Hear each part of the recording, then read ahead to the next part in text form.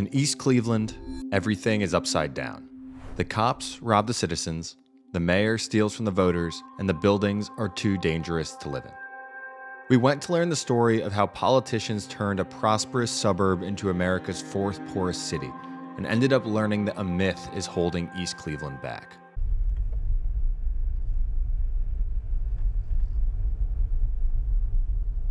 You know, this is really a shame.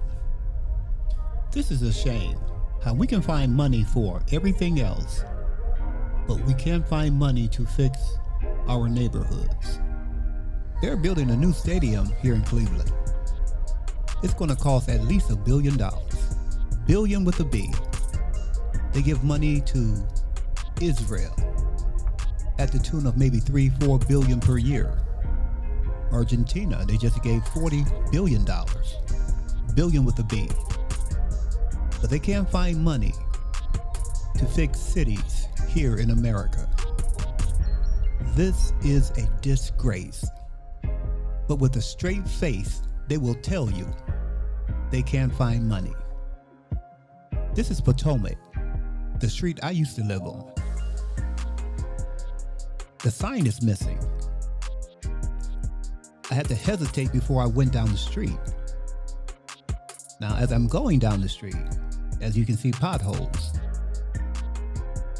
abandoned houses. I'm thinking to myself, the house that we used to stay in, I couldn't quite see it. Now, if you see the yellow house on the left, 3 to 4 houses is missing. That's the house that we used to stay in. But of course it's missing.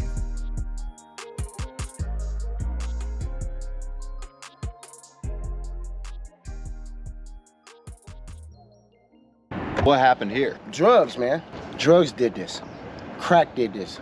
Alcohol did this. Mental problems did this. We are really terrorizing ourselves with the things that we do, bro. A century ago, Cleveland was America's 5th largest city. Its richest people lived in East Cleveland, including John D. Rockefeller, who had his summer home here. His estate still overlooks the city. Jobs were in abundance. East Cleveland was the world headquarters of GE Lighting, while Cleveland had booming steel, oil, and auto industries, and it was just a quick train ride away. Today, all of that's gone. To learn more about what happened, we went to one of the city's largest apartment complexes, Forest Hill Terrace. On the way, we heard this on the main road. That sounded like a gunshot, and then there's a girl screaming. What happened here? Drugs, man. Drugs did this. Who place you think they're going to take? Say a lot of white people would say, well, it's systemic racism, it's over-policing. Bullshit. How is it over-policing? That's the problem. How is it over-policing when they don't have enough police to police the area? Now, I would say this, it's too many crooked cops. And when they arrest my friends, they take their shit, don't take them to jail, or whoop their ass. It's shit like that going on. That happens out here? Hell yeah. Hell fuck yeah. East Cleveland's plight is part Rust Belt story. Industry started to collapse in the 1960s and the jobs left. At first, East Cleveland seemed insulated. Its 40,000 people weren't factory workers. They were mostly white professionals. East Cleveland was just a prosperous suburb. But a deteriorating situation inside Cleveland led middle-class blacks to move to East Cleveland. As they did, the whites moved out, often rushing to offload their houses to lower-income blacks. As more industry left, businesses closed, and the middle-class blacks moved out. Soon, there was crack, gangs, and violence. Today, 40% of East Cleveland's people live in poverty, and the per capita income is $19,526, the 4th lowest of any city in America. Greetings from the east to north to south, and this wicked ass west. The topic, the rise and fall of East Cleveland. The questions, why you think the current population in East Cleveland will never rise again? Let's get into it. I'm your host. I am the one. You hear a lot of negative things about East Cleveland. I am not delusional about East Cleveland. I lived in East Cleveland for over 20 years.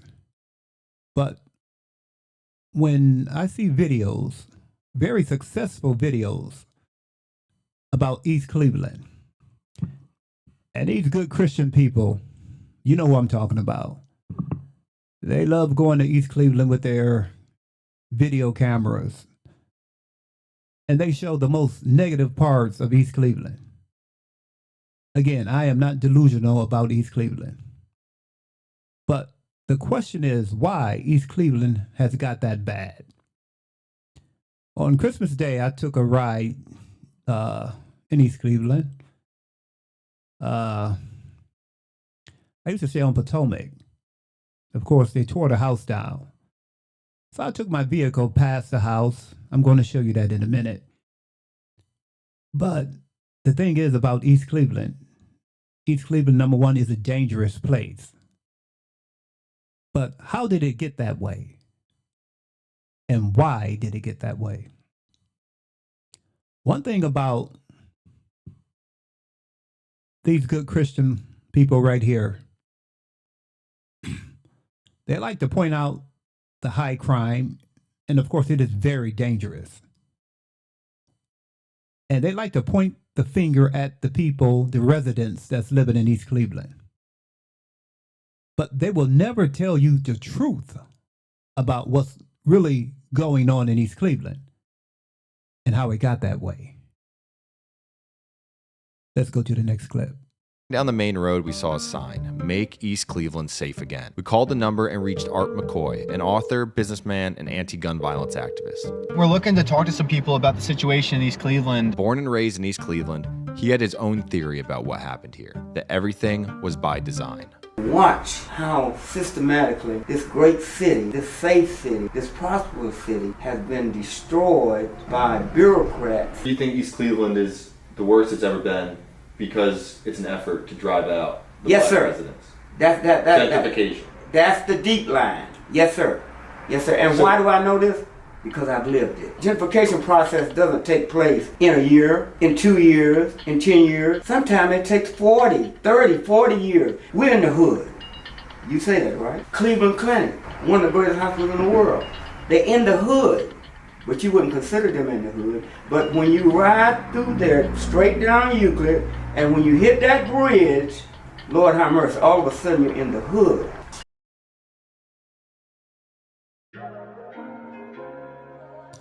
You know, somehow I could not get the video of me driving underneath the bridge. Somehow that part of the video, maybe it did not record. But this is what he's talking about. Between University Hospital and Cleveland Clinic, after you come across the bridge, it becomes so beautiful. They poured a lot of money into all these facilities. I think I passed by Ronald McDonald House, if I'm not mistaken. And I'm not quite sure, that's 105 maybe that I passed. But these buildings are relatively new. And I'm saying relatively for people who live in Cleveland, because I don't really come down here that much. But if you can look to the left and the right, you see these beautiful constructed buildings. And somehow, gentrification must play a major role in East Cleveland.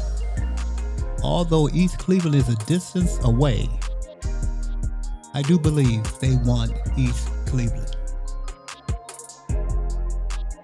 As I continue to ride down, I believe this inn is Cleveland Clinic. There is even, I believe this is Cleveland Clinic Hotel. Now let's look to your left and your right. They can pour all this money into this area. Do you think that the powers to be are going to continue to let that part of the hood flourish, and as you come down Euclid, all of a sudden you run into potholes, crime, torn out buildings that look like Lebanon? There's a reason behind this. I guarantee you right now, if I stay in this shop long enough, I'll see white people and other ethnic background people walking through here. The shop will become a multicultural shop, as it's becoming now, with Africans and Asian and people, Mexican, people from all over. That's a part of the process. But before you can get to that process, and this is the sad part I hate about this, you got to tear a city apart. We're at the 90th percentile of this happening. Art and many others believe that the government introduced drugs like crack to accelerate the decline. A lot of people think drugs were planted in black communities. It's not a thought, this is real. I lived it. First couple years that the drugs came in, everything was beautiful. Everybody had money and they were driving their cars. But right after that, signifying thing that still rings in my memory, the young boys selling drugs and crack cocaine is all around and everybody flourishing. And then the winter came. And the next spring, when I came into the neighborhood, all those young guys that had those cars and were selling that drug, they had gone. They had vanished. So where did they go? And then all of a sudden, I saw a new group of young men out in the street doing the same. That first wave of young men, they had got busted, went to prison or wherever. Then they brought another wave and another wave. And When you say they brought, you think it's the government or something else? Oh, absolutely, the government. Oh yeah, gentrification is not nothing new. This is what this man does.